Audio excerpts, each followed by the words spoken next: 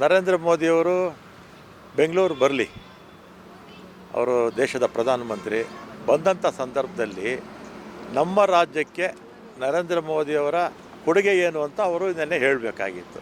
12 ವರ್ಷದಿಂದ ನಮ್ಮ ರಾಜ್ಯದ 6.5 ಕೋಟಿ ಜನರಿಗೆ ದ್ರೋಹ ಮಾಡಿರ್ತಕ್ಕಂಥದ್ದೇ ಬಿ ಜೆ ಪಿಯ ಸಾಧನೆ, ನರೇಂದ್ರ ಮೋದಿಯವರ ಸಾಧನೆ. ನರೇಂದ್ರ ಮೋದಿಯವರು ನೆನ್ನೆ ಯಾವುದೋ ಒಂದು ಧಾರ್ಮಿಕ ಕಾರ್ಯಕ್ರಮಕ್ಕೆ ಬಂದಿದ್ದರು. ಬಂದಂಥ ಸಂದರ್ಭದಲ್ಲಿ ಅವರು ಟೀಕೆ ಮಾಡಿರೋದನ್ನು ನಾನು ನೋಡಿದೆ. ನಮ್ಮಲ್ಲಿ ಅಧಿಕಾರ ಹಂಚಿಕೆ ಬಗ್ಗೆ ಒಳಜಗಳ ಇದೆ, ಎಷ್ಟು ದಿವಸ ಇರುತ್ತೋ ಇಲ್ವೋ ಈ ಸರ್ಕಾರ ಅಂತೆಲ್ಲ ಹೇಳಿದ್ದಾರೆ.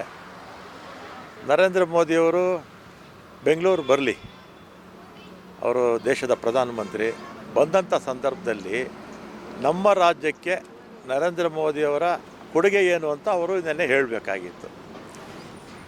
12 ವರ್ಷದಿಂದ ನಮ್ಮ ರಾಜ್ಯದ 6.5 ಕೋಟಿ ಜನರಿಗೆ ದ್ರೋಹ ಮಾಡಿರ್ತಕ್ಕಂಥದ್ದೇ ಬಿ ಜೆ ಪಿಯ ಸಾಧನೆ, ನರೇಂದ್ರ ಮೋದಿಯವರ ಸಾಧನೆ. ಆಮೇಲೆ ನಮಗೆ ಜಿ ಎಸ್ ಟಿ ಪ್ರತಿ ವರ್ಷ 4.5 ಲಕ್ಷ ಕೋಟಿ ನಮ್ಮ ರಾಜ್ಯದಿಂದ ಜಿ ಎಸ್ ಟಿ ಮತ್ತು ಬೇರೆ ಬೇರೆ ಎಲ್ಲ ಟ್ಯಾಕ್ಸ್ಗಳು ಕೂಡ ಕೇಂದ್ರ ಸರ್ಕಾರಕ್ಕೆ ಹೋಗುತ್ತೆ. ನಮಗೆ ನೀವು ಎಷ್ಟು ಕೊಡ್ತಾ ಇದ್ದೀರಾ? ನನ್ನ ಪ್ರಶ್ನೆಗೆ ನೀವು ಉತ್ತರ ಕೊಡಬೇಕು. ಕೇವಲ 13 ಪೈಸೆ ಅಷ್ಟು ನಮಗೆ ವಾಪಸ್ಸು ಬರ್ತಾ ಇದೆ.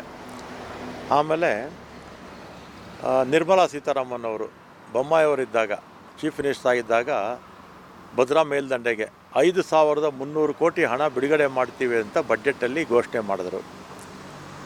5,300 ಕೋಟಿ ಅಲ್ಲ, 5,300 ಪೈಸೆ ಕೂಡ ಬರಲಿಲ್ಲ. ಅದ್ರ ಬಗ್ಗೆ ಮಾತಾಡಿ ಮೋದಿಯವರು, ಅದ್ರ ಬಗ್ಗೆ ಮಾತಾಡಬೇಕು. ಆಮೇಲೆ ಮಹದಾಯಿ ಬಗ್ಗೆ ಯಾಕಿನ್ನೂ ಅನುಮತಿ ಕೊಟ್ಟಿಲ್ಲ? ಮಹದಾಯಿ ಕಳಸಾ ಬಂಡೂರಿ ಬಗ್ಗೆ ಯಾಕೆ ಅನುಮತಿ ಕೊಟ್ಟಿಲ್ಲ? ಅದ್ರ ಬಗ್ಗೆ ಮಾತಾಡಿ. ಆಮೇಲೆ ಮೇಕೆದಾಟುವಿಗೆ ಕೇಂದ್ರದ ಪರಿಸರ ಇಲಾಖೆ ಬೆಂಗಳೂರಿನ ಜನರ ಕುಡಿಯೋ ನೀರಿನ ಒಂದು ಕಾಮಗಾರಿ ಅದು, ಅದ್ರ ಬಗ್ಗೆ ಯಾಕೆ ನೀವು ಮಾತಾಡಲ್ಲ? ಅದಕ್ಕೆ ಯಾಕೆ ಕೇಂದ್ರ ಸರ್ಕಾರ ಅನುಮತಿ ಕೊಟ್ಟಿಲ್ಲ? ಆಮೇಲೆ ನಮ್ಮ ಬರ ಪರಿಹಾರಕ್ಕೆ 18,000 ಕೋಟಿ ಕೊಡಬೇಕು ಅಂತೇಳಿ ನಾವು ಮನವಿ ಕೊಟ್ಟರು, ಕೊಡಲಿಲ್ಲ. ಆಮೇಲೆ ರಾಜ್ಯ ಸರ್ಕಾರ ಸುಪ್ರೀಂ ಕೋರ್ಟಿಗೆ ಕೇಸ್ ಹಾಕಿದ್ರು. ಸುಪ್ರೀಂ ಕೋರ್ಟ್ ಆದೇಶ ಕೊಟ್ಟರು ಕೂಡ ಬಿಡಿಗಾಸು ಕೂಡ ಬಿಡುಗಡೆ ಮಾಡಲಿಲ್ಲ ನರೇಂದ್ರ ಮೋದಿಯವರು.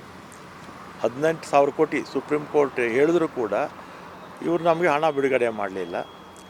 ಆಮೇಲೆ ರಾಯಚೂರಲ್ಲಿ AIMS ಮಾಡ್ತೀವಿ ಅಂತ ಹೇಳಿದರು, all India institute of medical ಮಾಡ್ತಿದ್ರು, ಮಾಡಲಿಲ್ಲ.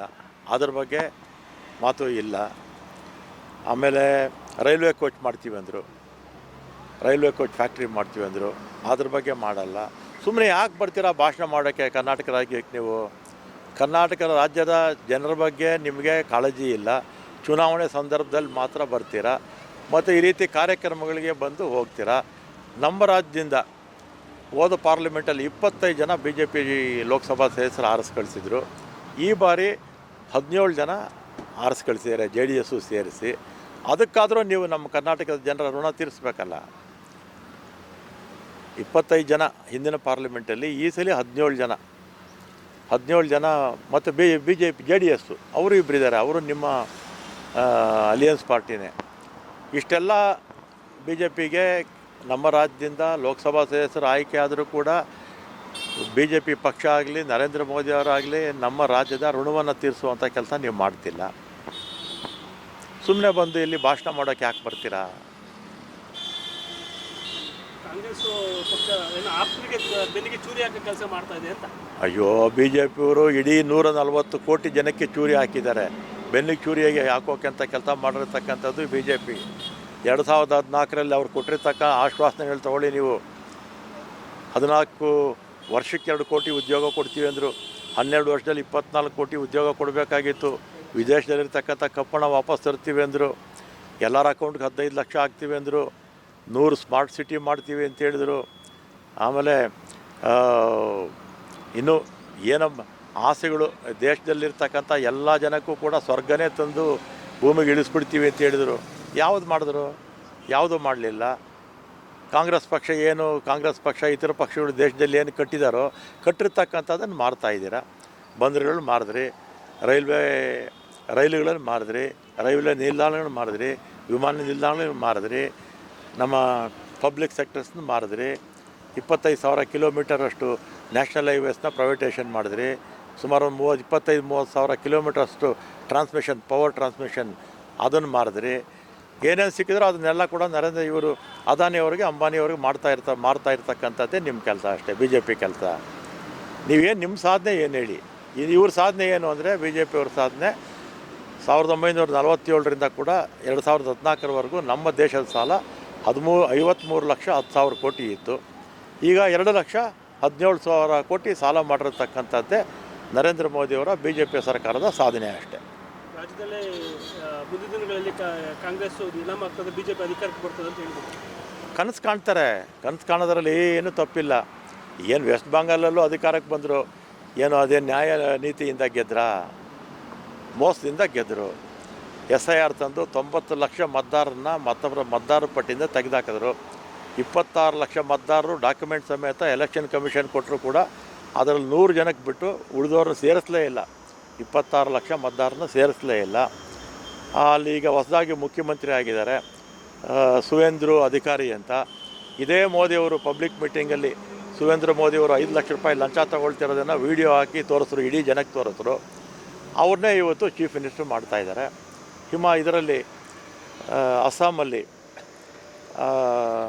ಬಿಶ್ವಂತ್ ಇವರು, ಅವ್ರ ಮೇಲೂ ಕೂಡ ಶಾರದಾ ಚಿಟ್ಸು ಅಲಿಗೇಷನ್ ಇತ್ತು, ಅವ್ರ ಮೇಲೂ ಕೂಡ ಇತ್ತು. ಅವ್ರನ್ನ ಕರ್ಕೊಂಡೋಗಿ ಮುಖ್ಯಮಂತ್ರಿ ಮಾಡಿದ್ದೀರಾ. ಈ ರೀತಿ ಎಲ್ಲ ಭ್ರಷ್ಟರನ್ನೆಲ್ಲ ಕರ್ಕೊಂಡೋಗಿ ನೀವು ಮುಖ್ಯಮಂತ್ರಿ ಮಾಡಿದ್ದೀರಾ ಅಷ್ಟೇ. ಕಾಂಗ್ರೆಸ್ ಸುಳ್ಳು, ಅವ್ರ ಗ್ಯಾರಂಟಿಗೂ ಕೂಡ ಸುಳ್ಳು ಅಂತ ಹೇಳ್ತಾರೆ. ಕಾಂಗ್ರೆಸ್ ಸುಳ್ಳು, ಅವ್ರು ಕೊಟ್ಟಿರೋಂಥ ಗ್ಯಾರಂಟಿನೂ ಕೂಡ ಸುಳ್ಳು. ನಮ್ಮ ಕಾಂಗ್ರೆಸ್ ಪಕ್ಷ ಯಾವತ್ತೂ ಸುಳ್ಳು ಹೇಳಲ್ಲ. ಕಾಂಗ್ರೆಸ್ ನಾಯಕರು ಯಾವತ್ತೂ ಕೂಡ ಸುಳ್ಳು ಹೇಳಲ್ಲ. ಈ ದೇಶಕ್ಕೆ ಸ್ವಾತಂತ್ರ್ಯ ತಂದುಕೊಟ್ಟಂಥ ಪಕ್ಷ. ಗಾಂಧಿಯವರು ಯಾವ ರೀತಿ ಸುಳ್ಳು ಹೇಳಬಾರ್ದು ಅಂತ ಹೇಳಿದಾರೋ ಅದನ್ನು ನಾವು ಪಾಲನೆ ಮಾಡ್ತೀವಿ. ಸುಳ್ಳು ಅನ್ನೋದು ಬಿ ಜೆ ಪಿಯವರ ಮನೆ ದೇವರು. ಸುಳ್ಳು ಅನ್ನೋದು ಬಿ ಜೆ ಪಿಯವ್ರ ಮನೆ ದೇವರು. ಅದರಲ್ಲೂ ನರೇಂದ್ರ ಮೋದಿಯವರು ಈ ಪ್ರಪಂಚದಲ್ಲಿ ಅತಿ ಸುಳ್ಳು ಹೇಳ್ತಾ ಇರ್ತಕ್ಕಂಥ ವ್ಯಕ್ತಿ ಯಾರನ್ನೋ ಒಬ್ಬರಿದ್ದರೆ ಅದು ನರೇಂದ್ರ ಮೋದಿಯವರು. ಕೇಂದ್ರ ಬಿಜೆಪಿ ಸರ್ಕಾರದಿಂದ ರಾಜ್ಯಕ್ಕೆ ಏನು ಬಂದಿಲ್ಲ ಸರ್? ಹಾಗಾದರೆ ಏನು ಬಂದಿದೆ? ಇಷ್ಟೊತ್ತು ಹೇಳಿದ್ನಲ್ಲ, ಈಗ ಇಷ್ಟೊತ್ತು ಹೇಳಿದ್ನಲ್ಲ, ಅದನ್ನೆಲ್ಲ ಕೇಳಿ ನರೇಂದ್ರ ಮೋದಿಯವರು ಅದ್ರ ಬಗ್ಗೆ ಮಾತಾಡೋಕೆ ಕೇಳಿ, ಅಥವಾ ಅವರ ಕೇಂದ್ರದಲ್ಲಿ ಮಂತ್ರಿ ಹೇಳಿದಾರಲ್ಲ ರಾಜ್ಯದಿಂದ ಗೆದ್ದಿರ್ತಕ್ಕಂಥವ್ರು, ಅವ್ರು ಯಾರಾದರೂ ಹೇಳಿದೆ ಇದ್ರ ಬಗ್ಗೆ?